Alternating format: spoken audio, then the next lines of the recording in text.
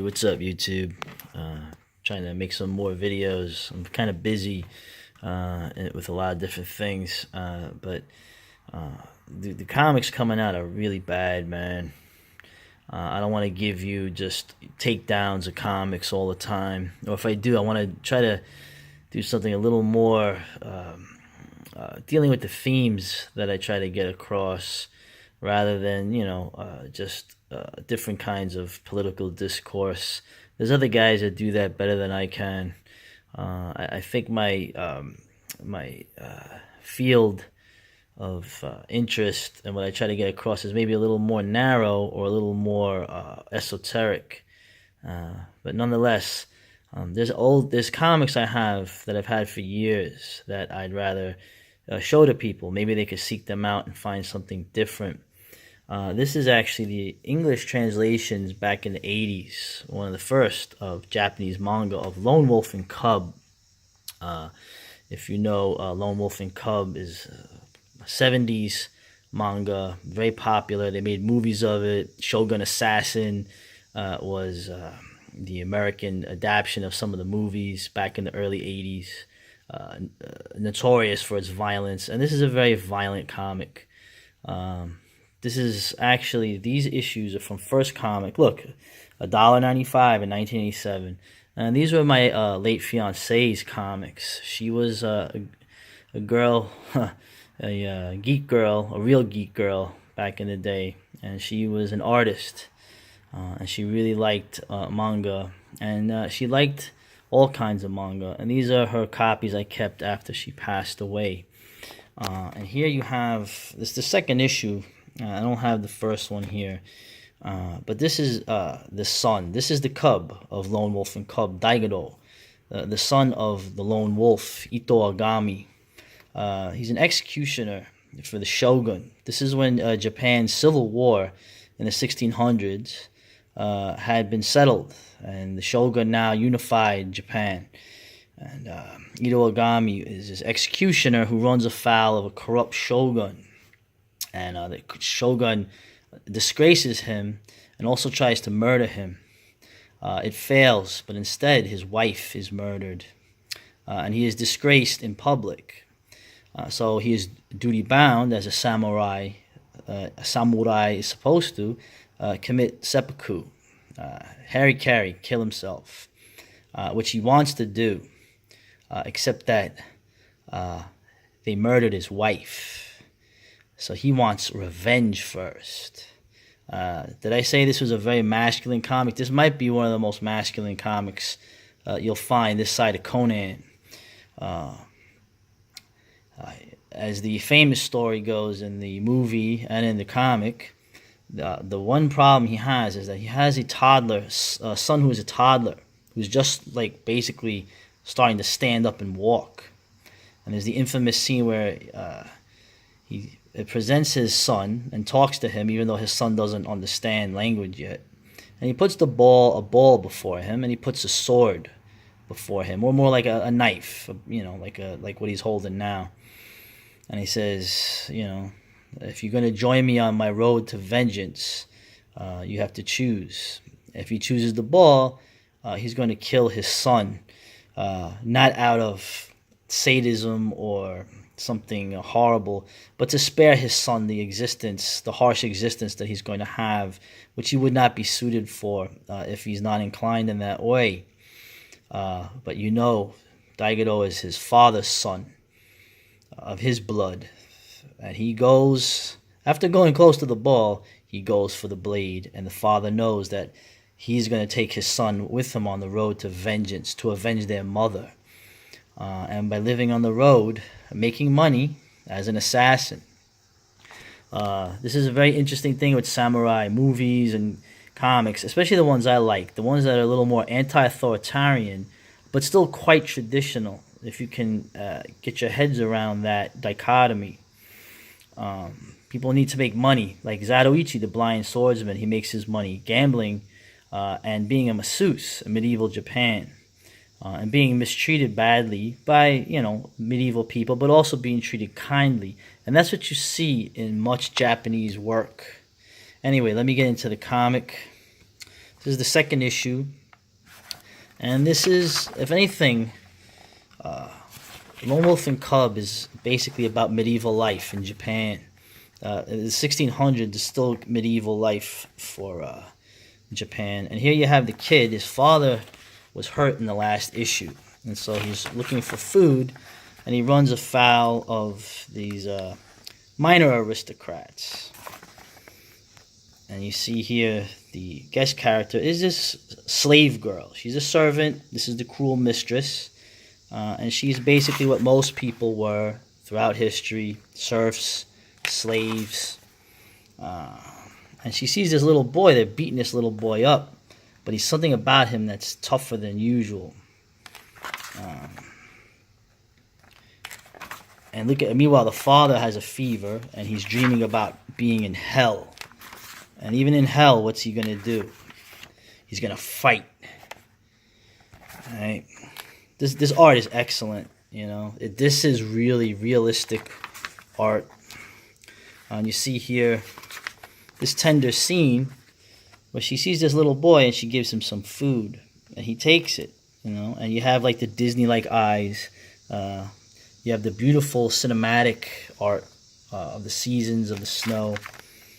Absolutely beautiful. Bittersweet.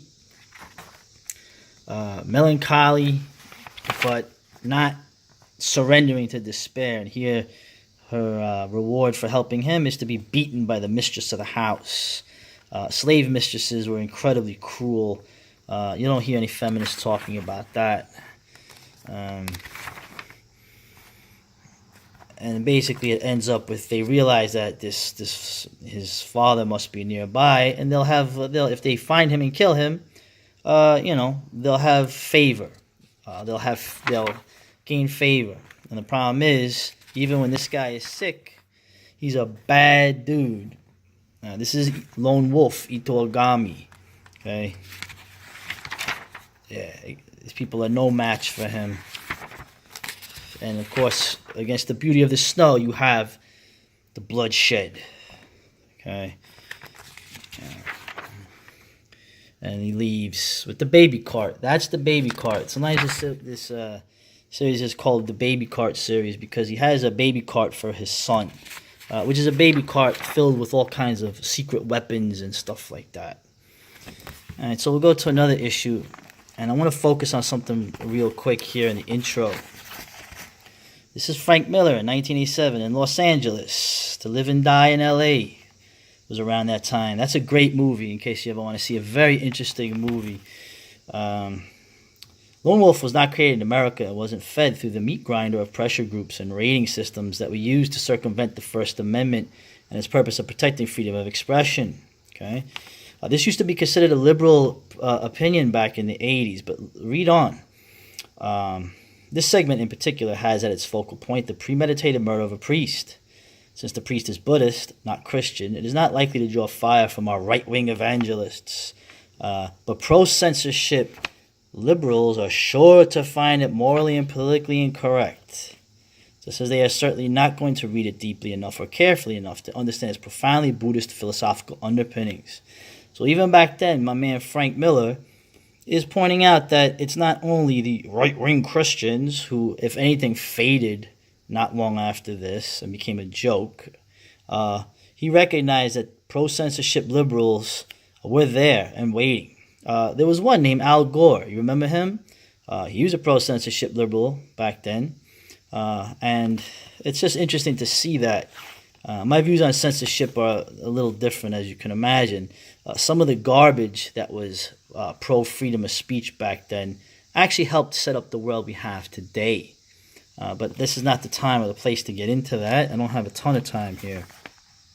The Gateless Barrier. This is one of the most famous stories, and it's an interesting setup. There's a famine, village in the back provinces of Japan having a famine. The wolves are still roaming around.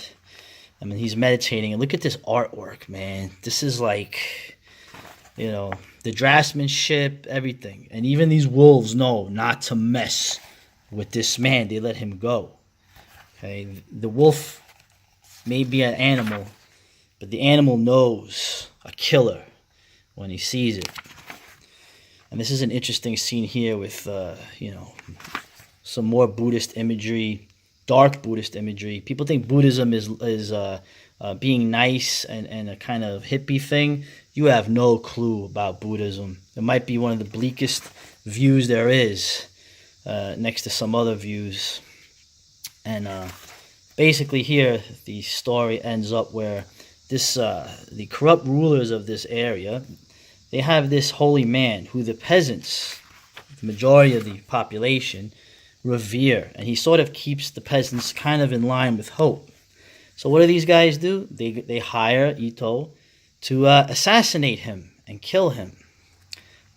They figure that their control over the peasants will be secure if this man, who is actually keeping the peace, is taken out because they don't trust the power that he has. And here you have interesting stuff here. I am an assassin, just give me the facts. Politics are just politics. We don't preach the way of the Buddha. If we did as Wajo bid us, the peasants would get a break. But if we don't pay our debt to the rice merchants, our Han will be bankrupt. We will be the laughing stock of the country. So already you have these minor samurai who have now been disempowered by the unification, being in debt to merchants. So even Japan was going along the same line as Europe of being in debt to merchants, where mighty kings now were being directed by bankers and other sort of shopkeepers, as Napoleon would say. So he goes to kill the guy in his temple and finds that this man has a stronger will even than him.